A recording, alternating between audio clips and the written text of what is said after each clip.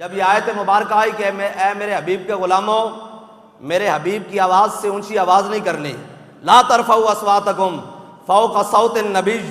ولا تجہروا لہ بالقول کجہر بعضکم لبعض ان تحبط اعمالکم، اگر تمہاری آواز میرے حبیب کی آواز سے بلند ہو گئی، ان تحبط اعمالکم، تمہارے سارے اعمال ضائع کر دیے جائیں گے،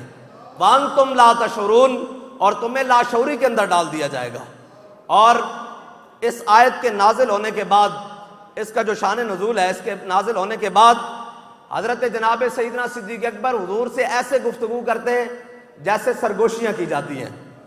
اور حضرت فاروق اعظم ترجمان نبی، ہم زبان نبی، آپ کی آواز بھی بلند، شان بھی بلند، قامت بھی بلند، لیکن حضور کی بارگاہ میں اتنی آہستہ سے بات کرتے کہ حضور پوچھتے عمر کیا کہتے ہو، ذرا اونچی آواز سے کہو۔ بھائی وہ ابو بکر و عمر جو افضل الخلق بعد الانبیاء ہیں، حضور کی بارگاہ کا ادب جانتے ہیں۔ میں اور آپ کلمہ پڑھنے کے بعد ہمیں نہیں پتا کہ حضور کا ذکر کیسے سننا ہے۔ بھائی ہم رسمن ذکر کرنے والے نہیں ہیں، ہم یہاں رسمن نہیں آئے،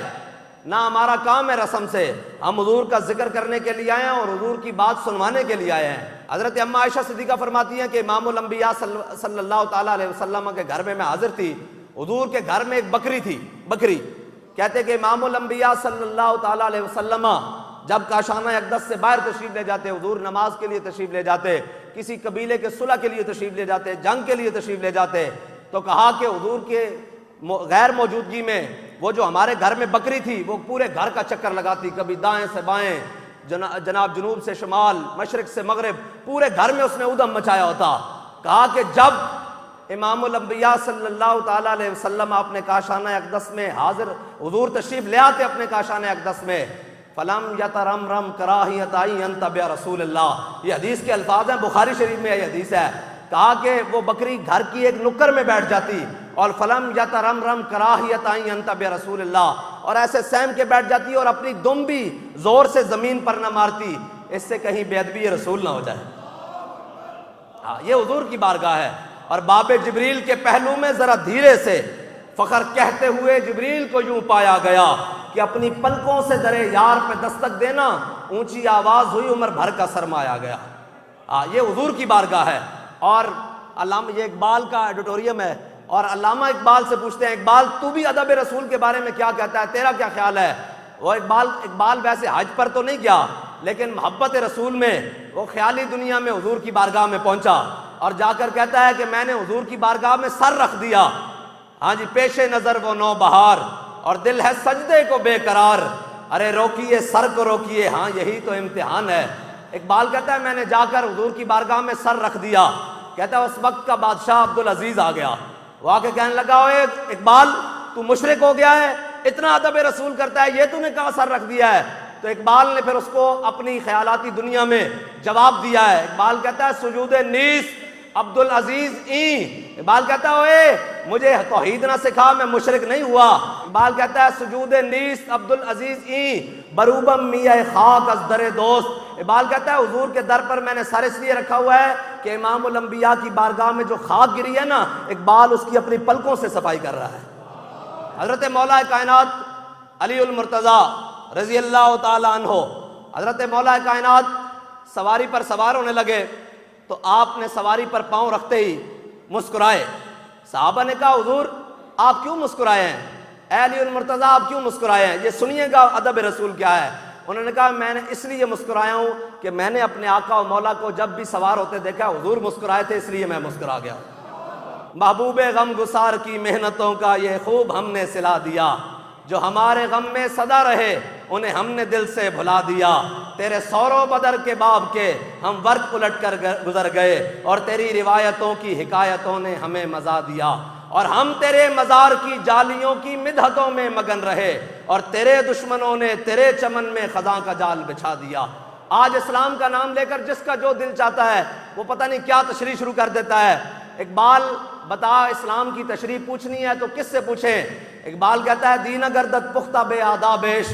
دین بغیرت صحبت اربابیش۔ اقبال کہتا ہے دین کا جناب پتہ پوچھنا ہو نا، حضور کی محبت کا پتہ پوچھنا ہو، اسلام کی اساس پوچھنی ہو تو اقبال کس سے پوچھیں؟ کہتا ہے دین اگردت پختہ بے آدابیش، دی بغیرت صحبت اربابش۔ اقبال کہتا ہے اگر دین کا پتہ پوچھنا ہونا تو داتا علی اجمیری کے پاس چلا جائیں، خواجہ اجمیری کے پاس چلا جائیں، مجدد الفسانی کے پاس چلا جائیں، پیر مہر علی شاہ صاحب کے پاس چلا جائیں۔ آج دین جو ہے نا یہ لاوارث نہیں ہے، یہ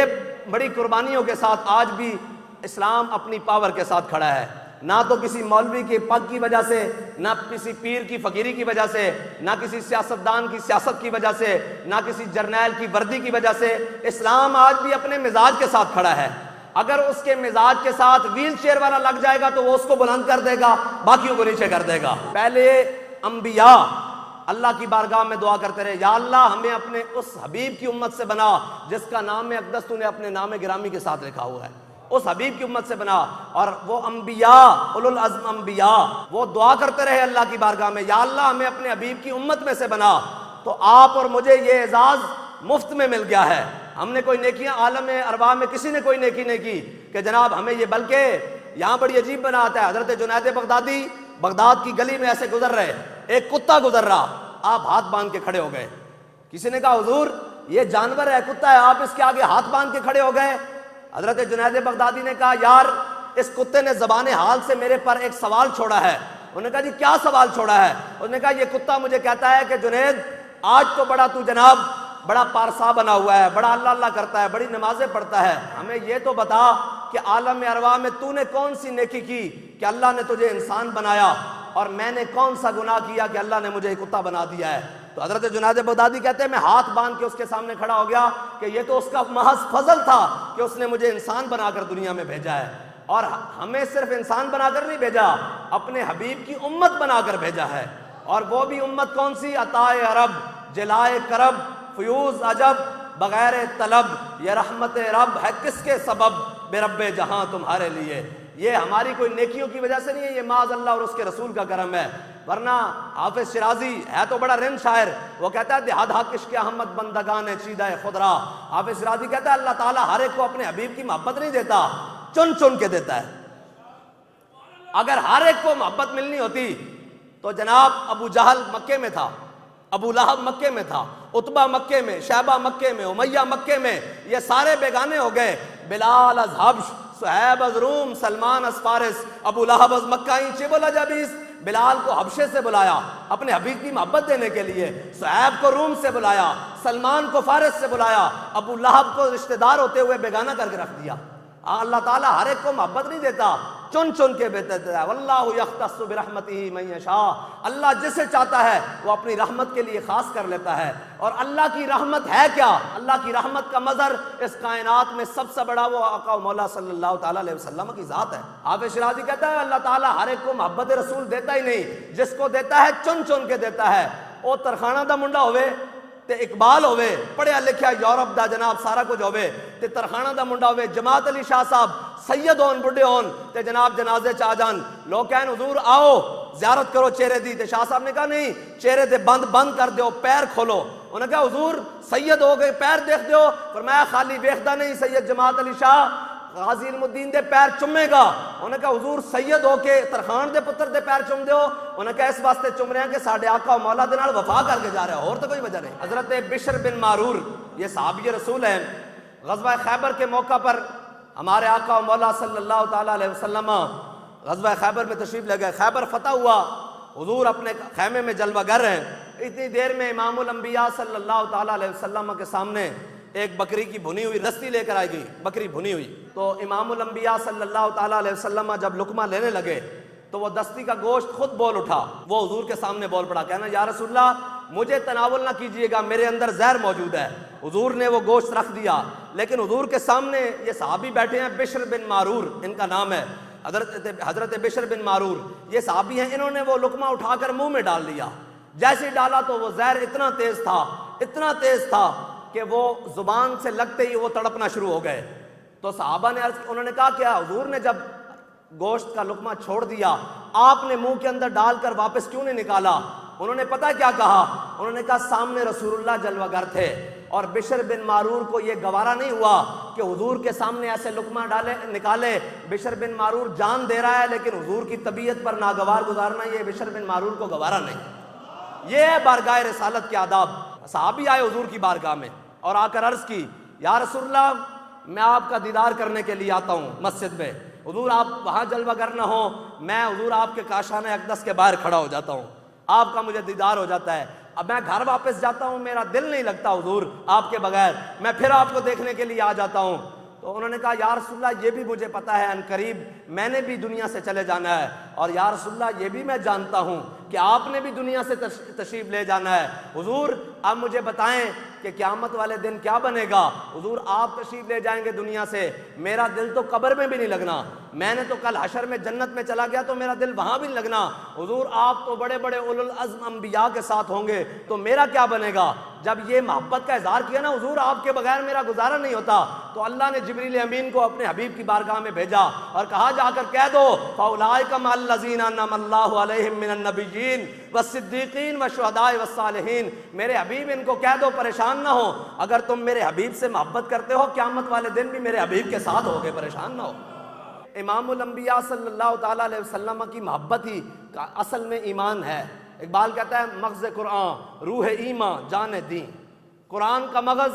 روح ایمان، ایمان کی روح جان دی، دین کی جان ہست حب رحمت للعالمین۔ وہ کہتا ہے یہ سارا کچھ سارا کا سارا حضور کی ذات ہے۔ بمصطفیٰ برساں خیش راک دی ہماؤس گربعون رسیدی تمام بولہابی۔ اقبال کہتا ہے گل سن، سارا دا سارا دین حضور دی ذات ہی، بمصطفیٰ برساں خیش را کہ دی ہماؤس، جے تو حضور دے در تک پہنچ گیا تے پھر تینوں دین سمجھ آ گیا، گربعون رسیدی، جے تو حضور دی بارگاہ تک نہیں پہنچیا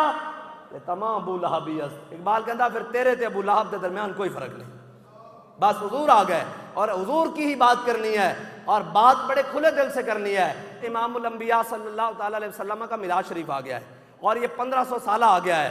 1400 سال میں ہم نہیں تھے اور 1600 سال میں بھی ہم نہیں ہوں گے، لیکن کم از کم 1500 سالہ اللہ تعالیٰ نے ہمیں عطا کر دیا ہے۔ میں آپ سے درخواست کروں گا ایک مومنانہ آپ تمام مسلمانوں سے کہ کم از کم 12 ربیع الاول والے دن دنیا کا اور کوئی کام نہیں ہونا چاہیے، صرف ایک ہی بات ہونی چاہیے کہ وہ خود بھی نکلے، اپنے بچوں کو بھی بازار اور گلی کوچے میں نکلے اور پوری دنیا کو یہ پیغام دے سارا کچھ ہم سے لے لو، تم نے مہنگائی کی، ظلم کیے اور جناب ساری بدماشیاں کی، اور جناب کبھی IMF کے نام پر، کبھی FATF کے نام پر، کبھی عالمی بینک کے نام پر، کبھی جناب IPPs کے نام پر ہمارا خون نچوڑ لیا ہے، لیکن یاد رکھ لو ہمارے جسموں کے اندر جب تک جان ہے اور جب تک ہمارے جسموں کے ساتھ روح منسلک ہے، ہمارے دلوں سے تم اپنے آقا و مولا کی محبت نہیں نکال سکتے۔ بس دل کو ہم سمجھا بجھا کے سوئے کعبہ لائے تھے، دل کو ہم سمجھا بجھا کے سوئے کعبہ لائے تھے، اب دل ہمیں سمجھا بجھا کے سوئے جانا لے چلا۔ ہماری تو بات جہاں سے بھی کوئی جمع، اور یہ کہ حضور آ گئے ہیں، جہاں سے بھی کوئی کائنات میں جمع تفریق کر کے لائے گا آگے حضور کی ذات ہے۔ میرے آقا و مولا صلی اللہ تعالیٰ علیہ وسلم نے فرمایا بھی قیامت والے دن احد پہاڑ کو ایسے ہی اٹھا کر جنت میں رکھ دیا جائے گا۔ صحابہ نے کہا حضور پتھر بھی جنت میں جائیں گے؟ حضور نے فرمایا اس لیے کہ احد ہم سے محبت کرتا ہے اور ہم احد سے محبت کرتے ہیں۔ اب بھائی پتھر کا کیا تعلق ہے حضور سے محبت کرنے کا؟ تو اس پر بڑی عجیب بات ہے، ہم نے امیر المجاہدین بابا جی کی بارگاہ میں کہا کہ جی ہمیں بتائیں یہ حدیث پاک کیسے ہے کہ، اور آگے جبل عیر ہے، آپ میں سے جو حاجی گئے ہیں مدینہ پاک، جبل عیر، حضور نے فرمایا یہ ہم سے بغض رکھتا ہے، حضور نے فرمایا قیامت والے دن یہ بھی ایسے اٹھا کے جہنم کے دروازے پر رکھ دیا جائے گا۔ ہیں دونوں پتھر، ہیں دونوں پہاڑ، ہیں دونوں مدینے کی وادی میں، اور ہیں بھی جناب ایک ہی جناب اسی فضا میں، لیکن ایک جنت میں جائے گا اور ایک جہنم میں جائے گا۔ ہم نے کہا جی یہ کیا بات ہوئی، ایک پتھر ہے ایک پہاڑ ہے وہ جنت میں جائے گا، ایک پتھر ہے ایک پہاڑ ہے وہ جہنم میں جائے گا؟ کہا اس لیے کہ جو احد کا پہاڑ ہے نا اس کے دامن میں صحابہ کے گھر تھے، صحابہ کے گھر تھے، اور جب صحابہ نے حضور سے محبت کی تو اس محبت کے اثرات ان پتھروں پر پڑے، اس پہاڑ پر پڑے، یہ پہاڑ بھی حضور سے محبت کرنے لگا اور اس لیے یہ جنت میں چلا جائے گا۔ حضور نے کہا یہ ہم سے محبت کرتا ہے، اور کہا جبل عیر، جبل عیر جو پہاڑ ہے اس کے دامن میں منافقوں کے گھر تھے، منافق، کہا کہ جبل عیر کے دامن میں منافقوں کے گھر تھے، وہ حضور سے بغض رکھتے تھے، ان کے بغض کے اثرات پتھروں پر پڑے، وہ حضور سے بغض رکھنے لگ پڑا۔ یار لوگ کہتے ہیں کہ ہمیں کچھ نہیں ہوتا، میں نے کہا جو حضور سے محبت رکھے اس کی بات سنو، تم بھی حضور سے محبت کرنے لگ پڑو گے۔ اگر تم نے کسی دائیں بائیں والے کی بات سنی تو اگر بغض رسول کی وجہ سے وہ وہ جبل عیر جہنم میں چلا جائے گا تو مومن کلمہ پڑھے اور حضور سے بغض رکھے وہ کیسے جنت میں جائے گا؟ جنت میں تو اسی نے جانا ہے جس میں حضور قیامت والا دن فقط اتنا سبب ہے انعکاس بزم محشر کا کہ شان محبوبی دکھائی جانے والی ہے۔ اللہ تعالیٰ نے قیامت والا دن صرف ایک وجہ سے رکھا ہے، صرف ایک وجہ سے، کہ اللہ تعالیٰ نے اپنا حبیب بھیجا۔ حضرت آدم علیہ السلام سے لے کے جناب عیسیٰ ابن مریم تک سب نے آ کر کہا کہ اللہ کا حبیب آ رہا ہے، وہ خاتم النبیین آ رہے ہیں، وہ اتنی شانوں والا آ رہا ہے، وہ مدثر آ رہا ہے، مزمل آ رہا ہے، وہ اس شان کا مالک آ رہا ہے۔ لوگوں نے کہا چلو آئیں گے تو ہم دیکھیں گے۔ لوگ دنیا گزرتی گئی، دنیا سے جاتے رہے جاتے رہے جاتے رہے، حضور تو بعد میں تشریف لے آئے۔ اب جو پہلے گزر گئے ان کو کیسے پتہ لگنا تھا کہ حضور کی یہ شان ہے؟ ہم تو آج خوش نصیب ہے نا کہ ہمیں تو پتہ ہے کہ صحابہ نے حضور سے کیسے محبت کی، حضور یہ شان لے کر آئے، ہمیں تو پتہ ہے کہ حضور رحمت للعالمین بن کے آئے، لیکن جو ہم سے پہلے گزر گئے ان کو نہیں پتہ لگا کہ حضور کی کیا شانیں ہیں۔ تو اعلیٰ حضرت کہتے ہیں فقط اتنا سبب ہے انعکاس بزم محشر کا کہ اللہ تعالیٰ نے قیامت والا دن صرف اس لیے رکھا ہے، اور رکھا بھی بڑا ڈاڈا ہے، کہ سارے جمع ہو جاؤ، جناب آدم علیہ السلام سے لے کر حضور کے آخری امتی تک سارے ایک میدان میں جمع ہو جاؤ، اور چلو جناب آدم سے لے کر جناب عیسیٰ ابن مریم تک سب کے دروازے پر جاؤ، اولین سے آخرین تک جناب آدم علیہ السلام سے لے کر سارے دروازے پھرے جائیں گے، کوئی ان کی بات نہیں سنے گا، صرف امام الانبیاء سے اپنا دامن رحمت کھول کے کھڑے ہوں گے اور کہہ رہے ہوں گے انا لہا انا لہا انا لہا، تم کہاں تک کے کھاتے پھرتے ہو، اس کام کے لیے تو اللہ نے مجھے چنا ہوا ہے آج کے دن۔ یہ پڑھے لکھے بڑے معزز لوگ ہیں، ان کو ہاتھ اوپر اٹھاتے شرم آتی ہے، ہم ذرا دیوانے لوگ ہیں، ہم تو ہاتھ اسی لیے اوپر اٹھاتے ہیں کہ قبر میں ایک سوال ہونا ہے، وہاں جا کر ہر کسی کا نعرہ جو جس کا کھاتا ہے اسی کا گاتا ہے۔ جب ہم جیل میں گئے تو وہ کہنے لگا آپ کو اس پر سائن کرنے ہوں گے، میں نے کہا کیوں؟ کہتا ہے میری نوکری کا مسئلہ ہے۔ میں نے کہا یار تیری ایک نوکری کا مسئلہ ہے، ایک میری نوکری کا مسئلہ ہے، تو جدھر کا نوکر ہے تجھے تیری نوکری مبارک، ہم بھی اس در کے نوکر ہیں،